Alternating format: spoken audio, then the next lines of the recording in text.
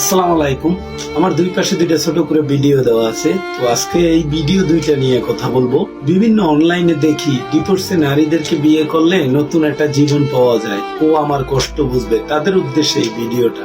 যে ভাই, আমরা ছোটকালে একটা কথা শুনছি দাদা দাদিদের মুখে, যে মানুষ কচু কাটতে কাটতে ডাকাইত হয়। আসলে এটা বাস্তব কথাই। সেখানে আপনি কিভাবে ডিভোর্সি নারীকে বিয়ে করেন, আপনি একটা বার চিন্তা করে দেখবেন যে নারী একটা সংসার ভেঙে আপনার কাছে আসতে পারে, সেই নারী যে আপনার সংসার ভেঙে আর একজনের কাছে যাবে না, এর কি গ্যারান্টি আছে? রেফারেন্স দিয়ে কথা বলি, প্রত্যেকটা ডিভোর্সি নারীর গল্প থাকে সব দোষী তার আগের হাজবেন্ডের।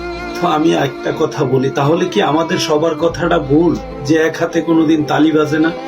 যদি এক হাতে তালি বাজাতে পারেন তাহলে ওই নারীর কথাটা সত্য মনে করবেন, আর যদি এক হাতে তালি না বাজে তাহলে ওই নারীর কথা সম্পূর্ণ মিথ্যা, এটা মনে করবেন।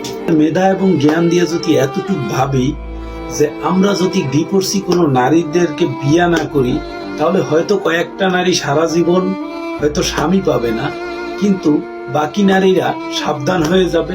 যত ঝড় তুফানি আসুক না কেন, তার স্বামীকে সহজে ডিভোর্স দিতে শিকার হবে না। কেননা আজকে ঝড় আসলে কালকে থেমে যায়, এটা আমরা সবাই জানি। তো একটা মানুষের গোটা জীবন নিয়ে শুধু ঝড়ই আসে না, শান্তিও আসে। প্রত্যেকটা ফ্যামিলি, প্রত্যেকটা সংসারে কষ্ট যেরকম আছে, ভালোবাসাও সেরকম আছে।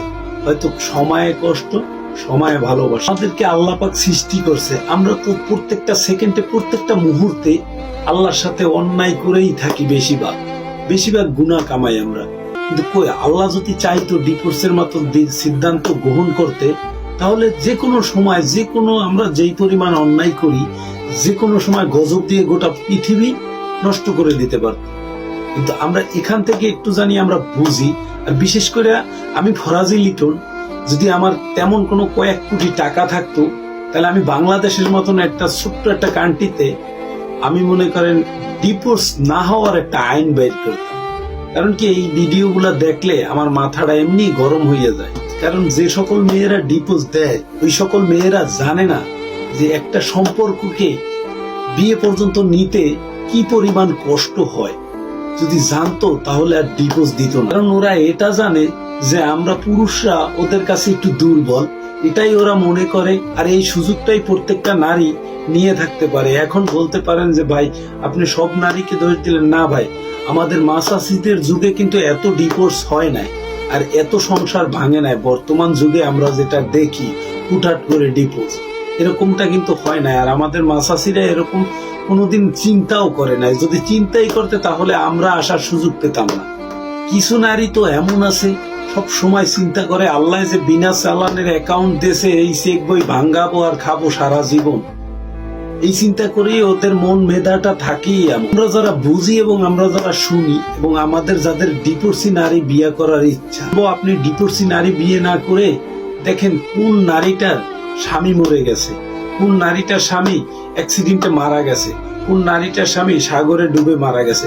আপনি ওই নারীটাকে বিয়ে করেন, কারণ ও বুঝবে স্বামী হারানো যে কত জ্বালা। আর যে নিজ থেকে স্বামীকে সাইন দিয়ে ছেড়ে দেয়, ও কোনোদিন স্বামী বুঝবে না। ওই যে মাসাসির কথাই, কচু কাটতেই থাকবে। আজকে ওকে ছাড়ছে, কালকে আপনাকে ছাড়বে, পরশুদিন আর একজনকে ছাড়বে, পরের দিন হয়তো ওই বিনা চালানের অ্যাকাউন্ট ভাঙ্গাবে আর খাবে। উচিত কথা বলার মতো কোনো লোক নাই, আর আমার বেঁচে থাকার ইচ্ছাও নাই। কারণ কি, যা আল্লাহ পাক যে হায়াত দেশে অতটুকু বাঁচছি, এবং এখনো যেটুকু হায়াত আছে, যা পাওয়ার দুনিয়ায় পাইছি, আর কিছু পাইতেও চাই না, আর কিছু আল্লাহর কাছে আশাও করি না। এখন আল্লাহর কাছে একটা জিনিস আশা করি, যে কোনো সময় আমাকে যেন নিয়ে যায়, এতটুকুই আশা করি। ভালো থাকবেন সবাই।